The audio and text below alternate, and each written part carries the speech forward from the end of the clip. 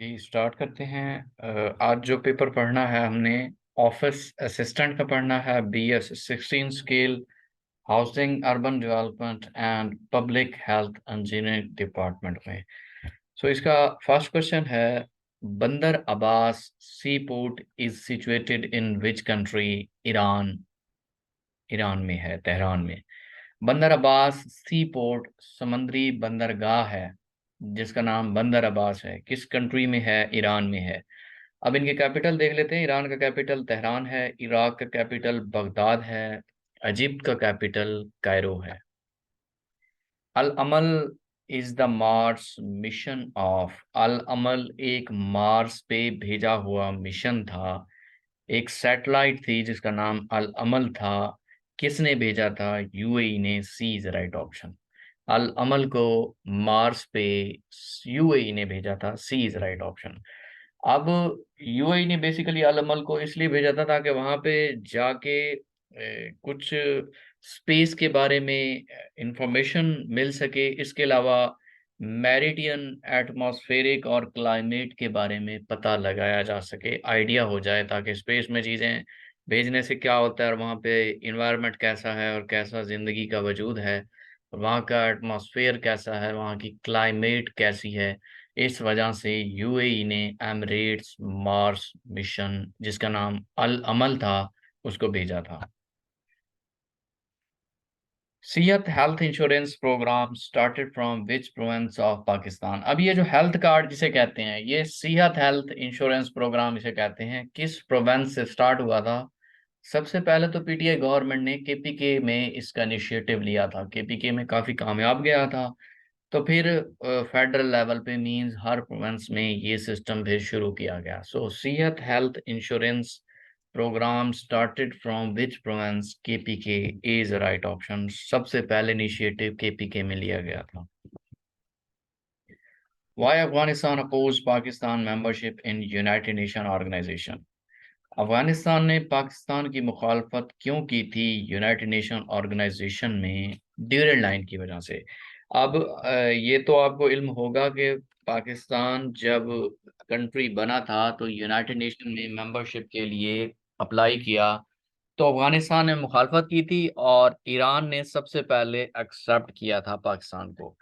सो अब ये पूछा जा रहा है कि अफगानिस्तान ने मुखालफत तो की थी लेकिन किस वजह से की थी? ड्यूरेंट लाइन की वजह से। ड्यूरेंट जो कि बॉर्डर लाइन है पाकिस्तान और अफगानिस्तान के दरमियान, 2670 किलोमीटर है, इंटरनेशनल लैंड बॉर्डर है पाकिस्तान और अफगानिस्तान का। और 12 नवंबर 1893 को एस्टेब्लिश हुआ था ये बॉर्डर लाइन, डेमरकाट की गई थी। और इस पे जो साइन किए थे यहाँ से इंडियन सब कॉन्टिनेंट की तरफ से मॉर्टिमर ड्यूरेंट ने किए थे, क्योंकि ब्रिटिशर्स की हुकूमत थी, और अफगानिस्तान की तरफ से अब्दुर्रहमान अफगान मीर ने की थी। तो इस ड्यूरेंट लाइन की वजह से अफगानिस्तान ने पाकिस्तान की मेंबरशिप को एक्सेप्ट नहीं किया था। बस ड्रामाबाजी था वैसे।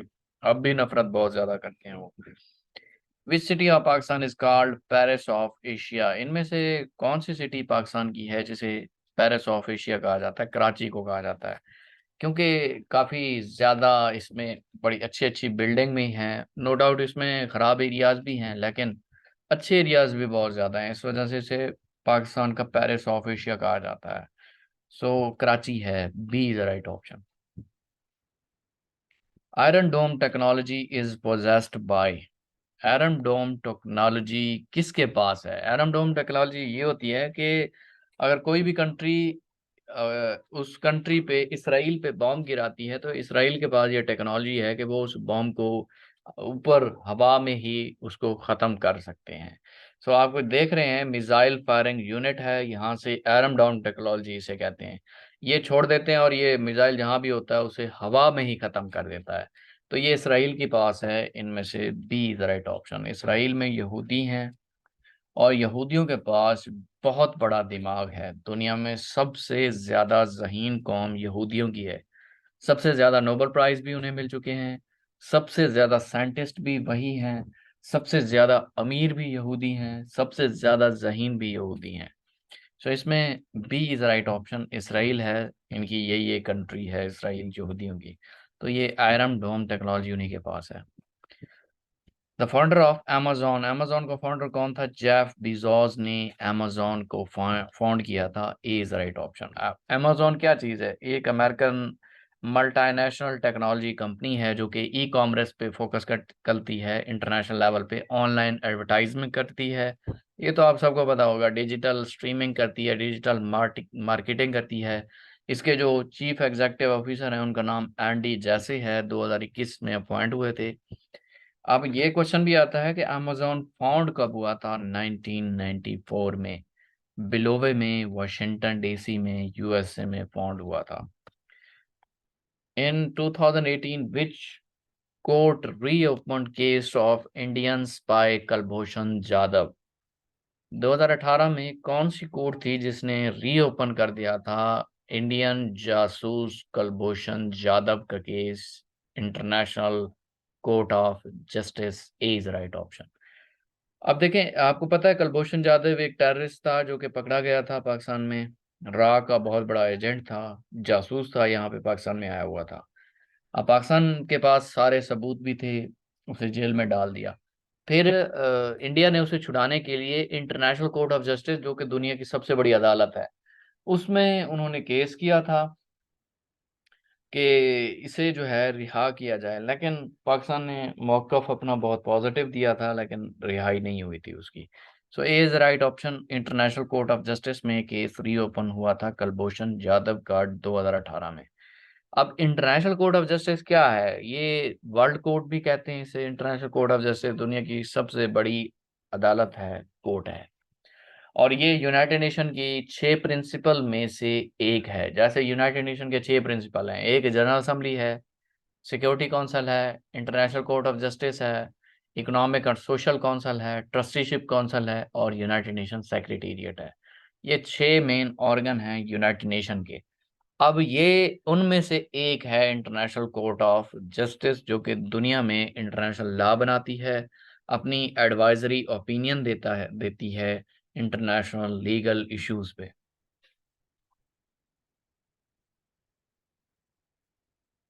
ये 26 जून 1945 को सैन फ्रांसिस्को कैलिफोर्निया में फाउंड हुई थी।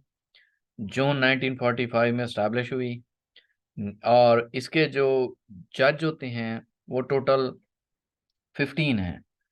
15 जज हैं और जज की जो टर्म लिमिट होती है, टर्म लेंथ होती है, 9 ईयर्स होती है। टोटल नंबर ऑफ पोजीशन 15 है, 15 जज होते हैं इसमें।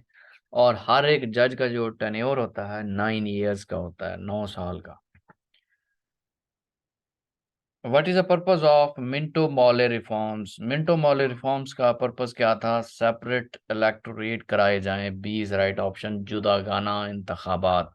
अब मुसलमान लॉर्ड मिंटो से जाके मिले थे 1919 में, उस वक्त लॉर्ड मिंटो था, इस वजह से मिंटो मॉले रिफॉर्म्स आई थी इसी के नाम से।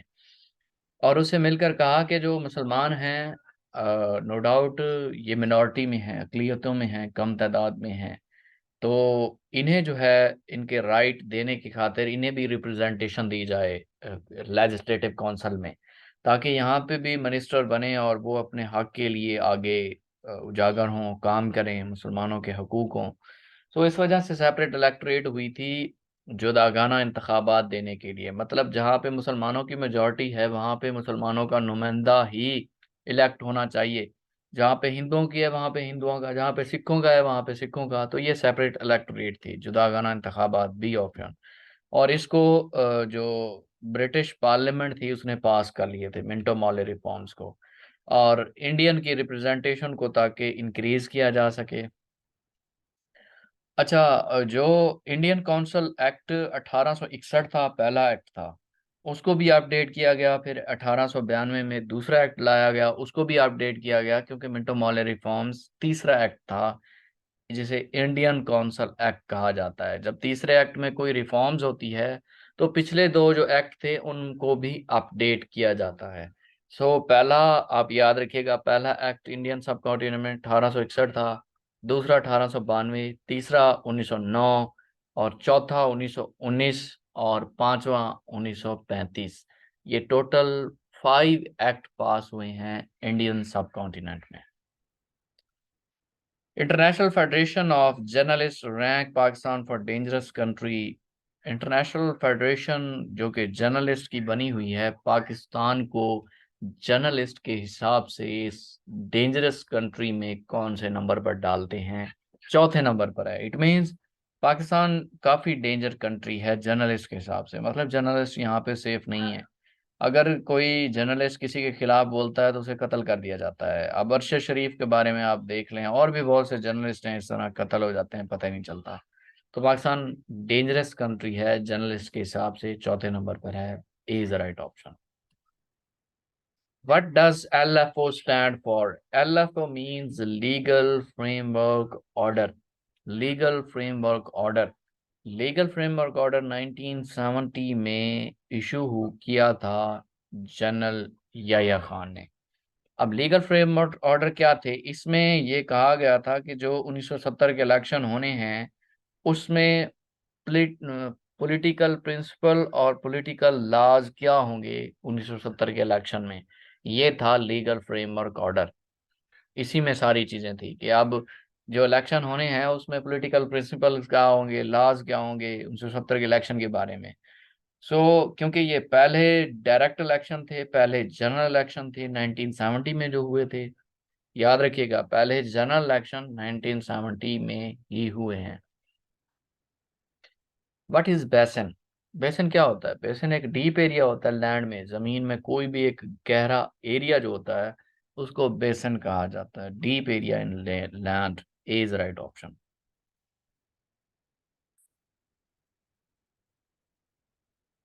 When Oscar award started? Oscar award कब स्टार्ट हुआ था? 1929 में। Oscar award basically film industry में स्टार्ट किया गया था हॉलीवुड में, जो कि यूएसए की है। और अगर कोई अच्छा परफॉर्म करता है या मूवी बहुत अच्छी होती है तो उस मूवी को ऑस्कर अवार्ड दिया जाता है या डायरेक्टर को दिया जाता है। C is right option. 1929 में ऑस्कर अवार्ड स्टार्ट हुआ था। Who started civil rights movement? इनमें से सिविल राइट्स मूवमेंट किसने स्टार्ट की थी? मार्टिन लूथर किंग ने। B is right option. अब सिविल राइट मूवमेंट क्या थी? बेसिकली यूएसए में देखें, दो तरह की नेशंस थी, अब भी हैं। एक है ब्लैक नेशन, एक है वाइट नेशन। जो व्हाइट नेशन थी ये ब्लैक नेशन को गुलाम समझते थे, इंसान ही नहीं समझते थे।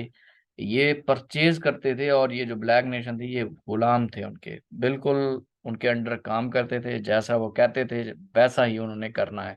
इनका खाना पीने का सिस्टम अलहदा, इनकी रिहाइश अलहदा, इनके स्कूल्स अलहदा, इनके गुजरगाह अलहदा, इनके होटल्स अलहदा, हर चीज अलहदा होती थी। तो 1950 1960 की बात कर रहा हूँ। उसके बाद ये सिविल राइट मूवमेंट स्ट्रगल की थी मार्टिन लूथर किंग ने, ताकि इस गुलामी को खत्म किया जा सके। और काफी हद तक कामयाब भी हो गया था, गुलामी खत्म हो गई। लेकिन जो डिस्क्रिमिनेशन थी, इम्तियाज थी कि स्कूल अलहदा है, कॉलेज अलहदा है, या उनसे नफरत ना की जाए, वो वैसे ही रहा। लेकिन इसने गुलामी खत्म कर दी थी मार्टिन लूथर किंग ने। तो ये यूएसए में थी। Who started civil rights movement? Martin Luther King, जो कि यूएसए से बिलोंग करता था। B is right option. Industrial revolution started in? Industrial revolution कहाँ पे स्टार्ट हुई थी? ग्रेट ब्रिटेन में, लंदन में। B A is right option. अब ग्रेट ब्रिटेन का कैपिटल लंदन है, फ्रांस का पेरिस है, इटली का रोम है। जो इंडस्ट्रियल रेवोल्यूशन थी ये क्या थी बेसिकली? उस वक्त तकरीबन 1760 की बात हो रही है। वहां पे तो सारा मटेरियल ही अवाम के थ्रू बनाया जाता था। लेकिन जो यूरोप है या ब्रिटेन है, ब्रिटेन इस जस्तजू में था कि जो इंडस्ट्रियल सेक्टर है उसको ज्यादा से ज्यादा लाया जा सके, ताकि ह्यूमन एफर्ट कम हो और चीजें भी जल्दी बने। सो इसके लिए उन्होंने मैन्युफैक्चरिंग प्रोसेस स्टार्ट किए, डिफरेंट किस्म की हैंड प्रोडक्शन मेथड बनाए, डिफरेंट किस्म की मशीन्स बनाई, केमिकल मैन्युफैक्चरिंग की, आयरन प्रोडक्शन की। तो 1760 से लेकर 1840 तक ये इंडस्ट्रियल रेवोल्यूशन थी। मतलब नई नई चीजें, नए नए मेथड, नए नए मशीनें, नए नए टूल्स बनाए गए, ताकि जो रेवोल्यूशन है इंडस्ट्रियल रेवोल्यूशन उसको उजागर किया जा सके, इंडस्ट्रियल ग्रोथ हो। सो ये इंडस्ट्रियल रेवोल्यूशन ग्रेट ब्रिटेन में आई थी। मिसोलनी इज फ्रॉम विच कंट्री? मिसोलिनी किस कंट्री से बिलोंग करता था? सी इज राइट ऑप्शन, इटली, रोम से। अब इनके कैपिटल देख लेते हैं, फिर मिसोलिनी के बारे में बताता हूँ। फ्रांस का कैपिटल पेरिस है, रशिया का मॉस्को, इटली का कैपिटल रोम है। अब मिसोलिनी बेसिकली इसका पूरा नाम बेनितो एमिल केयर एड्रिया मिसोलिनी था। 1883 में पैदा हुआ और 1945 में इसकी डेथ हुई थी। इटालियन डिक्टेटर था, जर्नलिस्ट भी था, जिसने नेशनल फैसिस्ट पार्टी को बनाया था, फाउंड किया था और लीड भी किया था। ये इटली का प्राइम मिनिस्टर भी रह चुका है 1922 से लेकर 1943 तक। ये आया था डिक्टेटरशिप के थ्रू, क्योंकि ये आर्मी में था तो डिक्टेटर बन के यहाँ पे अपनी गवर्नमेंट पे भी काबिज हो गया था। और बहुत ज्यादा अरसा इसने सर्व किया। और विद द ये ऐसे समझे गन पॉइंट पे इसने रन किया था, क्योंकि आर्मी चीफ जो होता है टोटल आर्मी उसके अंडर होती है और वो कुछ भी कर सकता है। डिक्टेटरशिप कहते हैं इसको। सो इस मिसोलिनी वाज अ डिक्टेटर। और किस कंट्री से बिलोंग करता था? ये इटली से बिलोंग करता था। ये आपको आना चाहिए, सी ऑप्शन है, Italy. During Covid 19 Pakistan offered India. और जब कोविड 1900 था, मतलब 2019 में आया था, तो पाकिस्तान ने इंडिया को ऑफर किया था कि जो एम्बुलेंस सर्विस है वो हम आपको प्रोवाइड कर सकते हैं। सो ये ऑफर दी थी पाकिस्तान ने। A is right option. Pakistan needed how many votes from FATF member to exit from grey list. ये ग्रे लिस्ट से उस वक्त तो नहीं निकला था पाकिस्तान 2021 में, लेकिन अब निकल चुका है। तो पाकिस्तान को कितने वोट चाहिए थे फैटफ मेंबर्स में से कि वो ग्रे लिस्ट से निकल जाता? 12 वोट चाहिए थे। 12 वोट पाकिस्तान के हक में अगर कर दें तो Pakistan financial action task force की ग्रे लिस्ट से निकल जाएगा। अब ग्रे लिस्ट का मकसद क्या होता है? ग्रे लिस्ट में अगर फैटम में डाल दिया जाता है तो उस कंट्री की जो इंपोर्ट एक्सपोर्ट होती है वो रुक जाती हैं, तो पूरी दुनिया उससे फिर बिजनेस नहीं करती। वो कंट्री अकेला रह जाता है और बहुत ज्यादा मुआशी बहरान आ जाता है। पाकिस्तान को फैटफ की ग्रे लिस्ट में डाला गया था, क्यों? क्योंकि पाकिस्तान में मनी लॉन्ड्रिंग ज्यादा थी, टेररिज्म फाइनेंसिंग थी। इस वजह से फैटफ की ग्रे लिस्ट में डाला गया ताकि पाकिस्तान उन पे अमल करके इन चीज़ों को कम करे, ताकि जो मनी लॉन्ड्रिंग है वो भी कम हो और टेररिस्ट फाइनेंसिंग है उसको भी कम से कम किया जा सके। अब फैटफ क्या चीज़ है? फाइनेंशियल एक्शन टास्क फोर्स है, इंटरनेशनल ऑर्गेनाइजेशन है जो 1989 में फाउंड हुई थी। ये इसको बनाने में जो इनिशिएटिव था वो G7 मेंबर कंट्रीज का था। उन्होंने पॉलिसीज डेवलप की ताकि मनी लॉन्ड्रिंग के खिलाफ लड़ा जा सके। मनी लॉन्ड्रिंग इंटरनेशनल लेवल पे होती है तो बहुत ज्यादा बुराइयां जन्म लेती हैं। अब 2021 में इन्होंने एक और भी इनिशिएटिव लिया कि अब इसको और भी वसी कर देते हैं कि टेररिस्ट फाइनेंसिंग भी नहीं होनी चाहिए। ये जो दहशतगर्द हैं उनको जो पैसा दिया जाता है तो ये भी नहीं होना चाहिए। अगर कोई कंट्री देगी तो उस पर फिर पाबंदियां हम लोग लगा देंगे। तो ये फाइनेंशियल एक्शन टास्क एक ऑर्गेनाइजेशन थी, 1989 में स्टैब्लिश हुई। पेरिस में इसका हेडक्वार्टर है, फ्रांस में। इसके फाउंडर जो थे ग्रुप ऑफ सेवन थे, G7 ने इसे स्टैब्लिश किया था। ऑफिशियल लैंग्वेज दो हैं, फ्रेंच है और इंग्लिश है। इसके प्रेसिडेंट राजा कुमार हैं। पर्पस क्या है? मनी लॉन्ड्रिंग के खिलाफ लड़ना और टेररिस्ट फाइनेंसिंग के खिलाफ फाइट करना, इसका बेसिक पर्पस है। The population of Pakistan under the age of 35 is. Pakistan की पॉपुलेशन जो कि 35 साल से नीचे है, कितनी है? 65% है। इट मीन पाकिस्तान की यंग जनरेशन बहुत ज्यादा है, 65% है, तो ये बहुत ज्यादा पॉजिटिव इम्पैक्ट जाता है। A is the right option. Max Weber Max Weber was a German sociologist. Max Weber Germany का सोशियोलॉजिस्ट था। काफी अच्छा काम किया था इसने सोशियोलॉजी में। सोशियोलॉजी में बहुत ज्यादा अबूर था। So A is the right option, German sociologist. Third most abundant element is. तीसरा सबसे ज्यादा पाया जाने वाला एलिमेंट कौन सा है जो जमीन पे पाया जाता है? एल्यूमिनियम है। C is right option. अब इसकी थोड़ी डिटेल बताता हूँ आपको। ये क्वेश्चन आता है most abundant element in the universe. तो इस तरह का आए तो हाइड्रोजन लगाना है, क्योंकि हाइड्रोजन यूनिवर्स में पूरी कायनात की बात कर रहा है। कायनात में दुनिया भी आ जाती है, और भी चीजें, मखलूकात, और भी पूरी यूनिवर्स आ जाती है। तो हाइड्रोजन यूनिवर्स में सबसे ज्यादा पाया जाता है। अगर एटमॉस्फेयर की बात करें तो नाइट्रोजन सबसे ज्यादा पाया जाता है। अगर जमीन की बात करें, जमीन में सबसे ज्यादा पाया जाने वाला एलिमेंट कौन सा है? ऑक्सीजन है। जमीन में दूसरे नंबर पे कौन सा एलिमेंट पाया जाता है? सिलिकॉन है। तीसरे नंबर पे कौन सा है? एल्यूमिनियम है, जो अभी क्वेश्चन आया हुआ है कि तीसरे नंबर पे कौन सा अबंडेंट एलिमेंट है? एल्यूमिनियम है, सी ऑप्शन। ये आपने राइट क्लिक करना है। अच्छा, पहले नंबर पे कौन सा है? ऑक्सीजन है, अबंडेंट एलिमेंट जमीन पे। ये याद रखना है, एटमॉस्फेयर में है, जमीन में है, यूनिवर्स में है, आपको आना चाहिए। एलिमेंट है, एलिमेंट जमीन पे ऑक्सीजन है, दूसरे नंबर पे सिलिकॉन है, तीसरे नंबर पे एल्यूमिनियम है। अच्छा, ये भी डाल सकता है मोस्ट अबंडेंट मेटल। एलिमेंट की बात ना करे, एलिमेंट की जगह अगर मेटल डाल देता है तो मेटल सबसे ज्यादा पाए जाने वाली जमीन पे वो एल्यूमिनियम है, याद रखिएगा। जमीन पे सबसे ज्यादा पाया जाने वाली जो मेटल है वो एल्यूमिनियम है। एल्यूमिनियम लगाना है। नेक्स्ट है for sightedness can be corrected bye. For sightedness का मतलब होता है दूर, दूर की चीजें, मतलब बईद नजरी। अगर बईद नजरी हो गई है, लॉन्ग साइटेडनेस भी कहते हैं इसको, लॉन्ग साइटेडनेस, बईद नजरी। बईद नजरी का मतलब होता है दूर की चीजें नजर आती हैं, करीब की नहीं आती। बईद नजरी हो गई है, लॉन्ग साइटेडनेस हो गई है, तो कौन सा लेंस लगाएंगे? कन्वेक्स लेंस लगाएंगे। क्योंकि लॉन्ग साइटेडनेस को करेक्ट करने के लिए, ठीक करने के लिए कन्वेक्स लेंस इस्तेमाल होता है। और दूसरा होता है करीब नजरी। करीब नजरी शॉर्ट साइटेडनेस कहते हैं उसको। अगर शॉर्ट साइटेडनेस हो जाए तो उसके लिए कनकेव लेंस लगाया जाता है। शॉर्ट साइटेडनेस, करीब नजरी, उसके लिए कनकेव लेंस होता है। लेकिन उसने बैद नजरी पूछा है, long sightedness, far sightedness, convex lens होगा, ए ऑप्शन है। Urdu Hindi controversy started in, Urdu Hindi तनाज़ा स्टार्ट हुआ था कब? 1867 में, 1867 में, बी इज राइट ऑप्शन।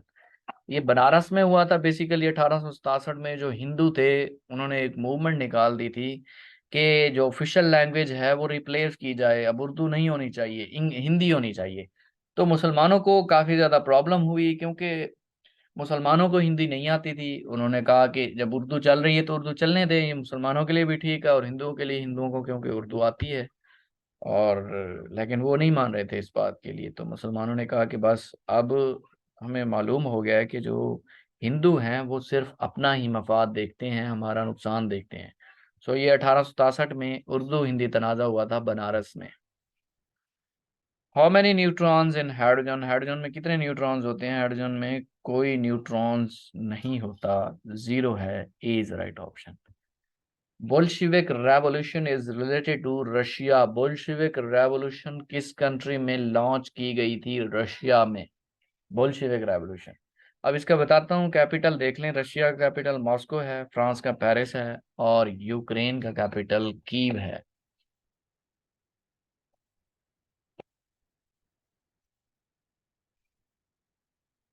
अब ये रशियन रेवोल्यूशन क्या थी? रशियन रेवोल्यूशन बेसिकली एक पीरियड था जो पॉलिटिकल और सोशल रेवोल्यूशन थी रशियन अंपायर की। रशियन अंपायर में क्योंकि उस वक्त मोनार्की सिस्टम था, बादशाही सिस्टम था, तो व्लादिमीर लेनिन लीड कर रहे थे रशियन रेवोल्यूशन को।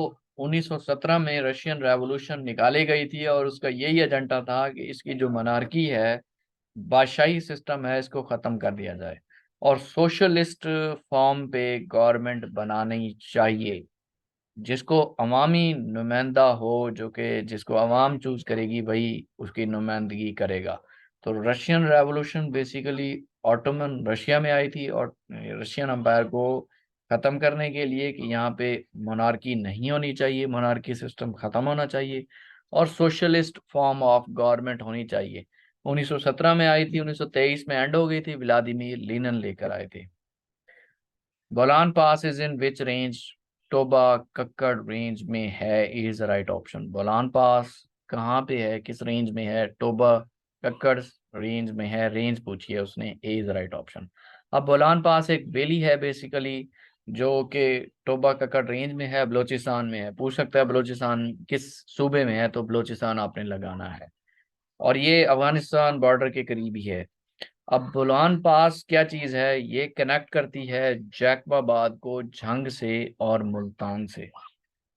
जैकबाबाद को झंग से और मुल्तान से कनेक्ट करता है बोलान पास, एक पास है, गुजरने का रास्ता है।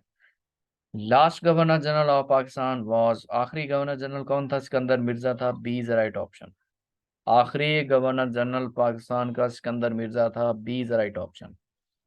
पहला गवर्नर जनरल कायद आज़म मोहम्मद जिन्ना 1947 से 1948। दूसरा ख्वाजा नजमुद्दीन 1948 से 1951। तीसरा गुलाम मोहम्मद 1951 से 1955। चौथा सिकंदर मिर्जा 1955 से लेकर 1956 तक। अब इसमें यह आता है कि सबसे शॉर्टेस्ट टेन्योर किसका था एज ए गवर्नर जनरल। तो शॉर्टेस्ट टेन्योर की बात करें तो सिकंदर मिर्जा आएगा, क्योंकि 8 महीने बनते हैं इसके जस्ट। सिकंदर मिर्जा का सबसे शॉर्टेस्ट टेन्योर था, सबसे लॉन्गेस्ट टेन्योर गुलाम मोहम्मद का था as a governor general. Kunhar river is also called Chitral river. Kunhar river को क्या कहते हैं? कुनहार रिवर को चित्राल रिवर भी कहते हैं, A is right option.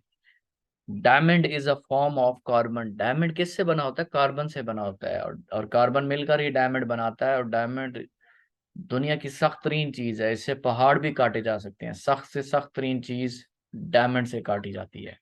So diamond is the form of carbon, carbon से मिलकर डायमंड बनता है, A is right option. Pakistan permanent representative to the United Nation is Munir Akram, B is right option.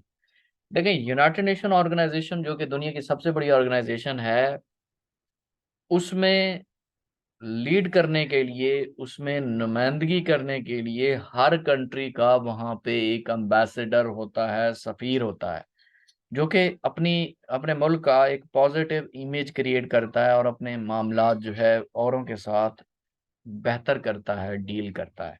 तो पाकिस्तान का जो मौजूदा परमानेंट रिप्रेजेंटेटिव है यूनाइटेड नेशन ऑर्गेनाइजेशन में, उसका नाम मुनीर अकरम है, बी ऑप्शन।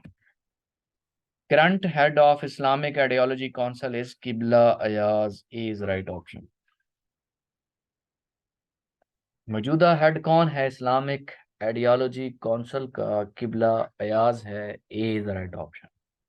अब इस्लामिक आइडियोलॉजी काउंसिल क्या चीज़ है? एक कॉन्स्टिट्यूशनल बॉडी है पाकिस्तान की, जो कि लीगल एडवाइस करती है इस्लामिक इश्यूज पे बात करने के लिए, इस्लामिक इश्यूज के पार्लियामेंट में बात उठाने के लिए एक एडवाइजरी रोल प्ले करती है, लीगल एडवाइस देती है कि ये चीज़ें इस्लामिक रूल्स के मुताबिक हैं और इस पे अमल करना चाहिए। गवर्नमेंट को बताती है और पार्लियामेंट को भी बताती है। ये जो बॉडी है इस्लामिक आइडियोलॉजी काउंसिल, फाउंड हुई थी 1962 में under the government of Ayub Khan. Ayub Khan की गवर्नमेंट थी, क्योंकि 1962 में प्रेसिडेंट अयूब खान होता है। 1962 में फाउंड हुई थी, हेडक्वार्टर इस्लामाबाद में है, और इसका जो कॉन्स्टिट्यूशनल हेड है, चेयरमैन है, उसका नाम किबला अयाज है। करेंसी ऑफ चाइना इज, मौजूदा करेंसी कौन सी है चाइना की? Yuan, is right option. Currency of China is yuan, is right option. China की करेंसी कौन सी है? युआन है। The capital of Lebanon is, Lebanon का कैपिटल कौन सा है? Beirut, Beirut is the capital of Lebanon, C is right option. अब ए ऑप्शन है आकड़ा, आकड़ा कैपिटल है घाना का। बी ऑप्शन है वियंटियाने, वियंटियाने कैपिटल है लेओस का। और जो लेबनान का कैपिटल है वो बैरूत है, C is right option. Beirut is the capital of Lebanon. Next है the life of red blood cells is, red blood cells की कितनी मुद्दत होती है? 120 डेज होती है, 120 डेज। रेड ब्लड सेल्स जो कि हमारे जिस्म में खून बनाते हैं, खून पैदा करते हैं, उन्हें रेड ब्लड सेल्स कहा जाता है, और उनका ड्यूरेशन होता है 120 डेज। दूसरे होते हैं white blood cells. White blood cells हमारे जिस्म को स्ट्रांग बनाते हैं ताकि डिफरेंट किस्म की बीमारियां हम पे असरअंदाज ना हों। अगर वाइट ब्लड सेल्स किसी के कमजोर हैं तो वो बहुत ज्यादा बीमार होगा, बीमारियां ज्यादा अटैक कर जाएंगी उस पे। और जो वाइट ब्लड सेल्स का ड्यूरेशन होता है वो 1 से 3 दिन होता है। रेड ब्लड सेल्स का ड्यूरेशन जो है वो लाइफ स्पैन 120 डेज होता है। B option. पैट्रियोटिक सॉन्ग कसम उस वक्त की was sung by A option Junaid Jamshed.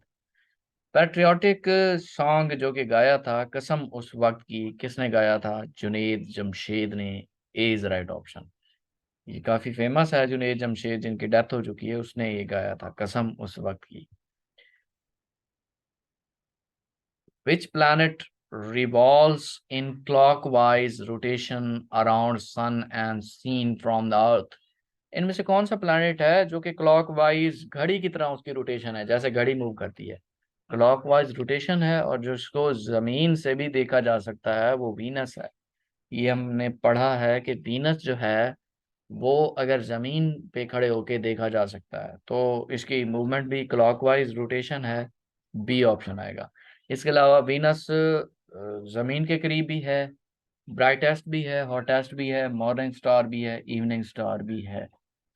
तो ये काफी ज्यादा स्पेसिफिकेशन है वीनस की। वीनस जो कि जमीन से खड़े होकर देखा जा सकता है, क्लॉकवाइज रोटेशन है इसकी, जमीन के करीब है, मॉर्निंग स्टार है, इवनिंग स्टार है, ब्राइटेस्ट है, लाइटेस्ट है, हॉटेस्ट है। ये सारी खामी खूबियां वीनस की हैं। अब ये आपके सामने है, ये सूरज है। सूरज एक सितारा है, सन इज अ स्टार। और बाकी जो छोटे छोटे हैं ये प्लैनेट हैं, ये सियारे हैं, उसके गिर्द घूमते हैं, गर्दिश करते हैं। अब सूरज के बिल्कुल करीब कौन सा है? मरकरी है, एग्जाम में आता है। सूर्य के करीब कौन सा प्लैनेट है? मरकरी है। दूसरे नंबर पे वीनस है। तीसरे नंबर पे अर्थ है। तो जमीन के करीब आप देख लें कौन सा है? वीनस है। वीनस जमीन के करीब है। चौथे नंबर पे फिर मार्स आ जाता है, फिर जुपिटर है, फिर सैटर्न है, फिर यूरेनस है, और फिर नेपच्यून है। एंड में प्लूटो है। प्लूटो को खत्म कर दिया था, पहले 9 प्लैनेट होते थे, अब 8 हैं। तो प्लूटो को आपने काउंट नहीं करना, तो टोटल 8 हैं। इनमें से सबसे बड़ा कौन सा है? आप लोग देख लें, आपको नजर आ जाएगा, जुपिटर सबसे बड़ा है। सेकंड नंबर पे सैटर्न है बड़े होने के लिहाज से। तीसरे नंबर पे यूरेनस है, चौथे पे नेपच्यून है। तो ये चारों आउटर प्लैनेट कहलाते हैं क्योंकि आउटर साइड पे हैं। और बाकी 4 जो हैं वो इनर प्लैनेट हैं, जैसे मरकरी है, वीनस है, अर्थ है, मार्स है। ये इनर प्लैनेट है। अच्छा, बाकी जो हैं ये मरकरी जो कि सूरज के करीब है, इसकी रोटेशन स्पीड भी सबसे ज्यादा है। रोटेशन स्पीड भी सबसे ज्यादा है। अच्छा, ये मून का पूछा हुआ है कि मून क्या चीज है? मून तो एक अलग चीज है ना, वो तो चांद है, वो तो प्लेनेट में नहीं आएगा। ना प्लेनेट में आएगा, ना ही वो इसमें आएगा, स्टार में आएगा। सो वो अलहदा एक चीज है, वो उसका नाम मून ही है, वो चांद है, नो डाउट। लेकिन चांद को उसने लोकेशन उसने जस्ट बता दी है। हम लोग पढ़ रहे हैं सूरज और उसके गिर्द प्लैनेट, उनके बारे में। और हम लोग थे फिर मरकरी। मरकरी जो है इसकी रिवॉल्विंग स्पीड सबसे ज्यादा है क्योंकि ये सूरज के करीब है। और सबसे कम नेपच्यून की होती है, सबसे कम, क्योंकि नेपच्यून जो होता है ये सबसे ज्यादा दूर है।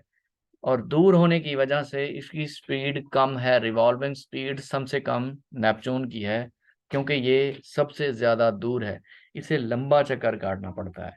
तो ये याद रखिएगा। जुपिटर सबसे बड़ा है, जुपिटर में जो सैटेलाइट हैं वो भी सबसे ज्यादा हैं, ये याद रखिएगा।